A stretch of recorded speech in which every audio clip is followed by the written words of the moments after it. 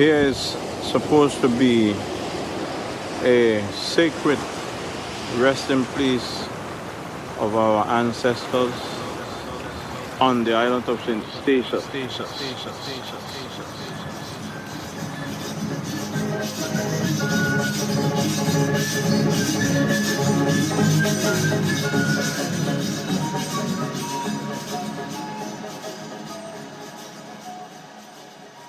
Welcome to the podcast Reclaiming Our Stories, Restoring Our Ties. My name is Ulysses Lopes, and you are listening to the podcast series by the St. Eustatius African Burial Ground Alliance, a grassroots organization formed as a result of the protests against the excavations on the 18th century burial ground of enslaved Africans, the Golden Rock, that were started by a team of international archaeologists in June 2021 in St. Eustatius. In this podcast, you will learn about the journey of the Alliance, its vision, and the important role that the community of Statia, the Caribbean, and the great Afrikan Diaspora serve in reclaiming our narrative, history, and identity, as well as restoring our ancestral dignity and spiritual ties. This is episode 1.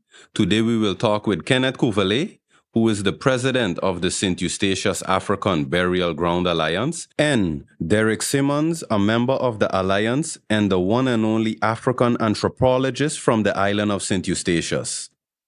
So, Kenneth, tell me, how did the discovery of the burial ground come about? And what was the initial reaction from the community of St. Eustatius?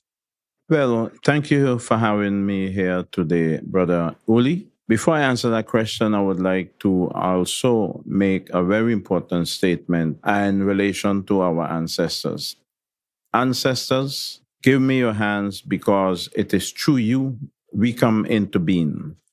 Now, during the period of 2021 in March, April, whereof 69 of our ancestors' remains, women, men, and children, were excavated from the 18th century African burial ground plantation in Golden Rock. It is alleged that this plantation is the biggest second discovery after the plantation in Barbados, which was discovered sometime prior to. Based on the international exposure, without any form of respect and dignified manner, which this has been put on display, we, the Alliance, were born. We decided with a group of various activists and African-centered thinking Africans on the island and abroad to do something about this. Although at the same time, while this was playing out, a similar situation was taking place on the British territory, overseas territory, which is called St. Helena. There are hundreds of our ancestors' remains were excavated and dumped into our old prison depot. And so the Alliance decided we need to take a moral and dignified stand in fighting against this industry of archaeology. And by the way, trading in our ancestors' remains and artifacts, because it is an industry of itself. They will come to these islands, steal, plunder, take away our ancestors' remains, carry them away. They will be put in either the Leicester University, the Maryland University is one, we know the Cambridge University in the UK, and the Texas University for that matter, and who knows elsewhere on this planet. And so we thought it was only the right thing to do in order to fight against that undignified, disrespectful action, which we found needed to be brought to the community domain. By the way, Ruth Stelter, and I'm emphasizing on his name in this segment because he, for one, categorically stated he don't have to involve the African community in this. So the arrogance that he and his members of that expedition continue and went along as business as usual is an indication of the way they look at us Africans and the way they think about us Africans and the disregard to us and our ancestors remains. So that in a nutshell is how the Alliance were born. To answer the question how the public react to that, the public had no knowledge whatsoever what constitute cultural heritage at large. Our people have never been taught anything about the history of our ancestors. We were basically indoctrinated with the colonial education.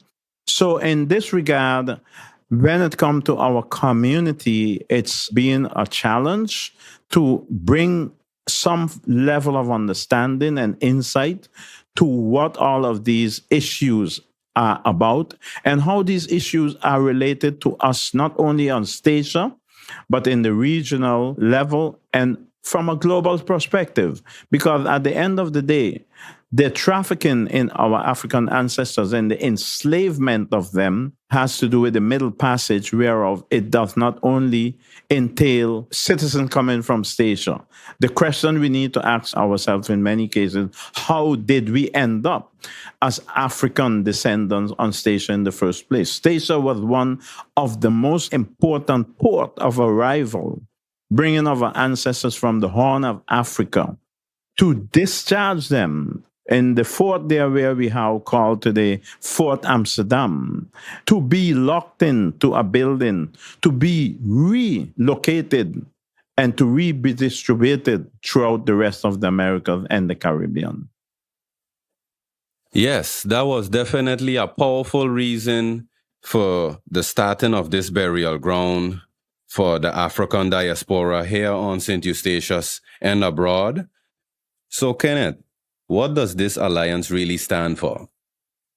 First of all, the alliance is a movement which entail connecting with the basis from the bottom upwards. You cannot build a community and you cannot define your history, your culture, your heritage without the input of our people. That's a simple, natural phenomenon. And these are some of the things we are disconnected with, the natural phenomena which our ancestors built their civilization on as well. So the aim is a few. We are reactionary, which means to say we have the aim of fighting the powers that be, the structures, the system, when it comes to decolonization. You need to know your history. Another part of our struggle is awareness, education, bringing out the truth together with our people.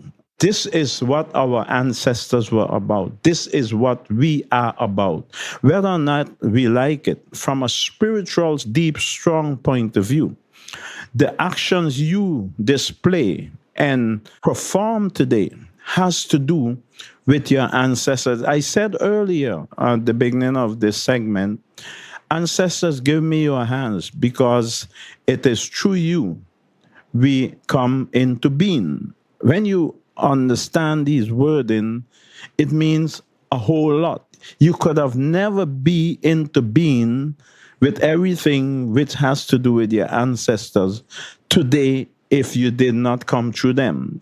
And so we need to take these things into consideration. So education is very important. Awareness. What do we mean by awareness?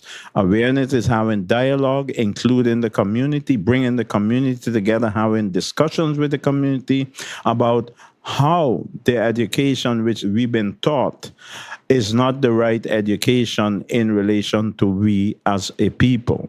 The composition of the alliance, it has members from St. Eustatius. It has members from Africa, which is Anina Fanil.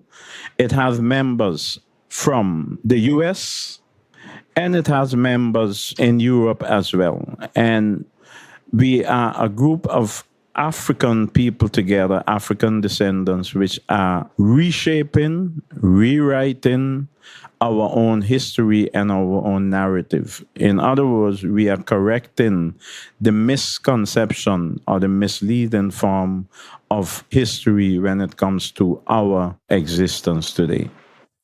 All right. Thanks for that explanation. Hearing all of this, I definitely got to say, we really went down a whole rabbit hole, seeing all the things we went through.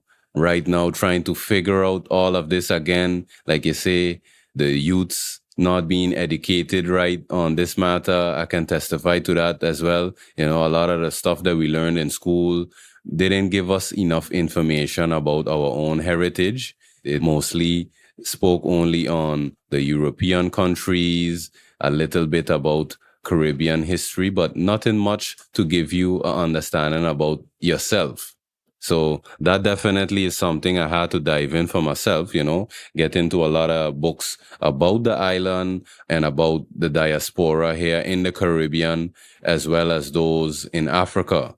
So I definitely hope with the work that the Alliance is bringing forward that we can really get this information out to the public, to the youngsters, as well as the elders to re-educate us on this matter.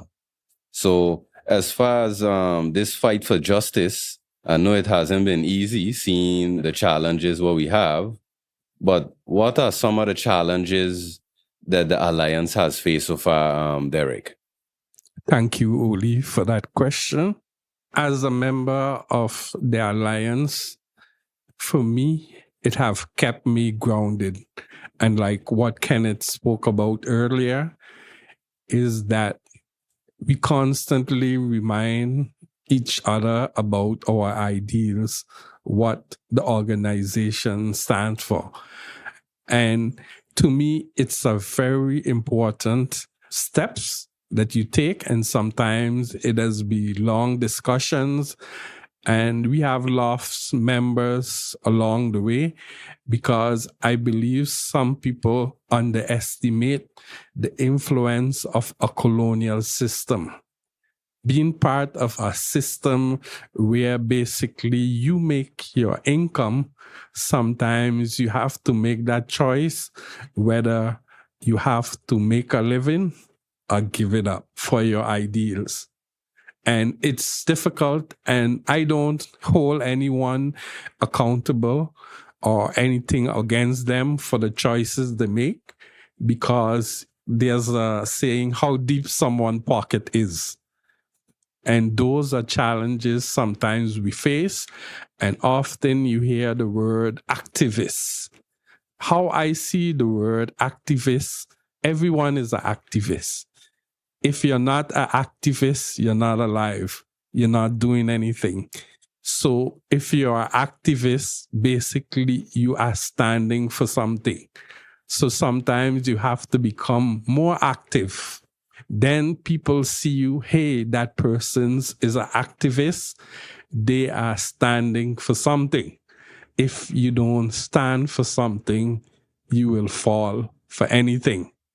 And in our culture, that is very important, that we have persons looking like us. If the younger generation can't identify with their leaders, persons that are speaking out, defending certain causes, then they will see it as something foreign. And our struggle is not a local struggle, it's a global struggle. Some person thinks things that are happening in our little islands, it's only happening here, but nowhere else. And you'll be surprised when you start to dig up history, start reading, doing research, same things are happening in different places. The idea is, how do you deal with it? So often we start something, it will start out small and you don't know where it would end up. But as you go further and you become more active, people will see you and, hey, this person is an activist. Often, they will associate you with a lot of negative things, but we are living in a colonial system. And the more we expose it, the more we speak about it, I believe that brings us closer to our goal. Well, all right. Like I always say, local like foreign. And that's a bad narrative we have. So we definitely got to get that changed. So with these challenges that we face, I will direct this question now then to my uncle Kenneth and say, what keeps you motivated to continue this fight? seeing the challenges we have, the lack of resources, and the overall support of the community. How do you go about that, and what keeps you motivated to continue this fight?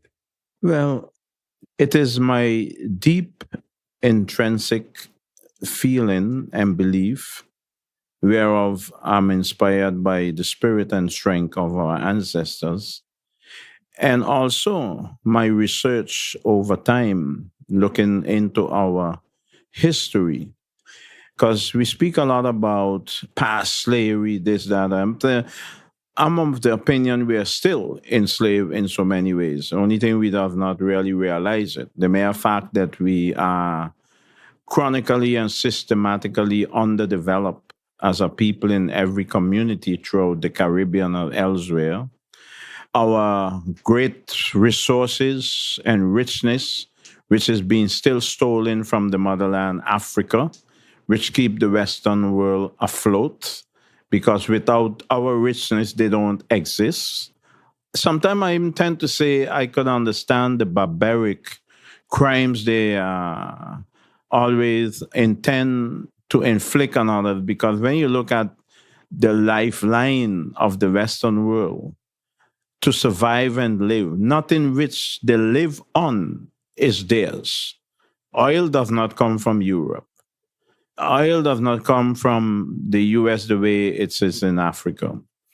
Brilliant cacao, you name it. Science didn't come from the Western world, it came from our motherland. So when I look into history and the inspiration and the struggle and the fight which our ancestors waged in order to have us here today to carry on their work, and looking at you as my nephew and others like you, young people who are doing your part within the bigger scheme of this complexity, that is what inspired me. And about that, I think our ancestors are choosing us as well. Whether or not we believe or think that's not the case, it does not happen coincidentally. So, to answer that question, yes, the inspiration comes from all of these things. You, our ancestors, the history which I research myself and see how great our ancestors and our people are. We here today, how great we are as a people, although at much times we do not give ourselves that type of recognition. Give me the strength and inspiration to continue this fight. And yes, there's going to be challenges, obstacles.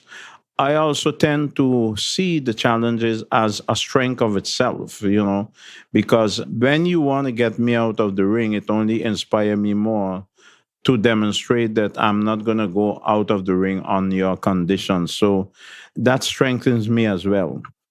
I need to also clarify that these series of podcasts which we are doing are in line with our project which we are doing. This is the starting point of our project, which is called the Pharaoh Project, and was designed to take its departure point from Statia in relation to the conservation of African marginalized heritage and history on this island of St. Eustatius.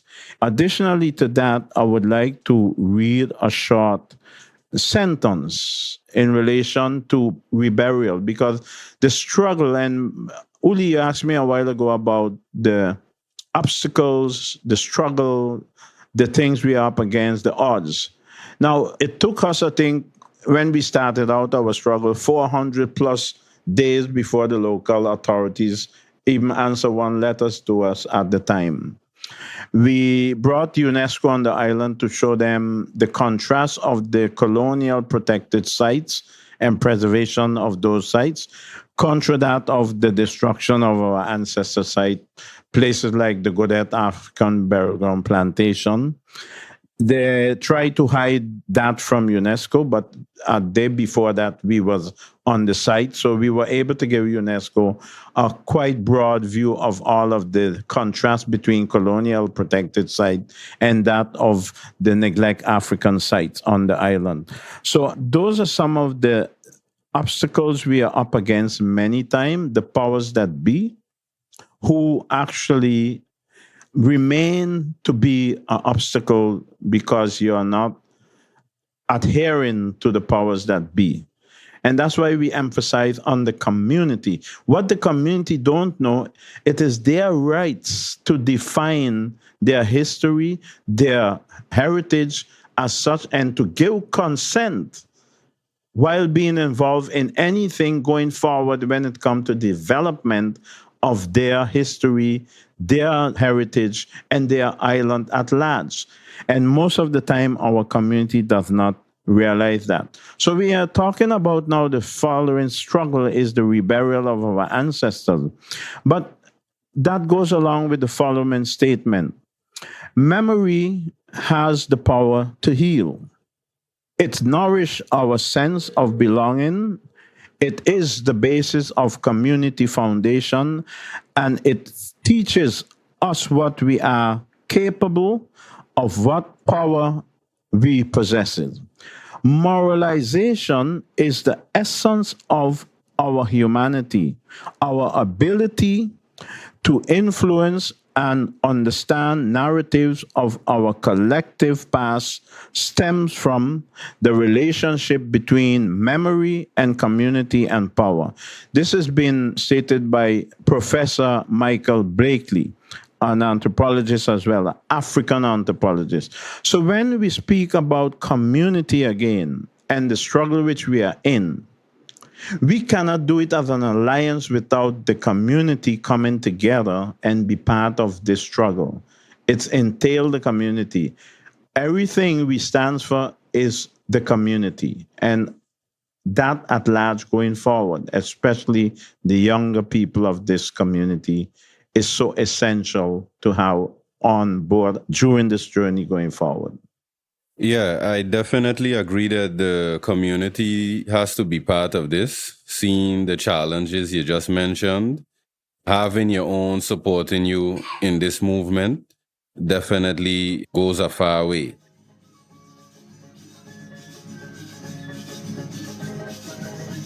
Thank you once again for joining us. My name is Ulysses Lopes, and you were listening to a podcast episode of the St. Eustatius African Burial Ground Alliance, reclaiming our stories, restoring our ties.